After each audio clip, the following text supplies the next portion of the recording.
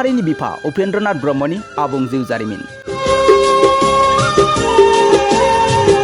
गुबुन गुबुन खौरां बिजों, सेटेलाइट एबा डिजिटेल चेनेलफोरनि बयनिख्रुइबो सिगांसिन बड'फानि जिउ जारिमिना आबुङै फोसावजागोन बड'लेण्ड बुब्लिनि गेजेरजों।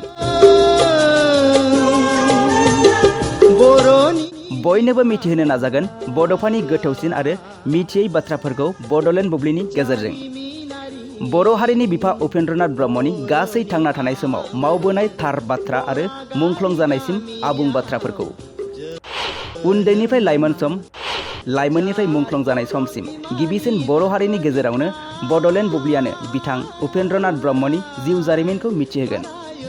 बर' हारिनि गेजेराव बिथां गेदेमा उपेन्द्रनाथ ब्रह्मनि जिउ जारिमिनखौ मिथिसन्नाय गागि दैदेनगिरि, बड'फाजों थाफाना खामानि मावफानाय, मोनसे समनि आबसुनि बारग' आफादगिरि, बारग' राज्य सभानि MP, UPPLनि गायसनगिरि आफादगिरि, आथिखाल आसाम आयेन आफादनि मन्त्रि उर्खाव गोरा ब्रह्म बिथांजों बड'लेण्ड बुब्लिनि गाहाय सुजुगिरि राकेश रामसियारिनि आबुं मोगामोगि आयदा।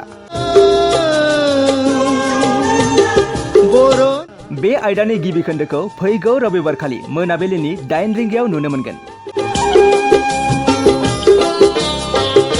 नोंथांमोना बड'फा उपेन्द्रनाथ ब्रह्मनि जिउ जारिमिनखौ मिथिनो थाखाय फैगौ रबिबारखालि मोनाबिलिनि 8 रिंगा समखौ नेनानै था।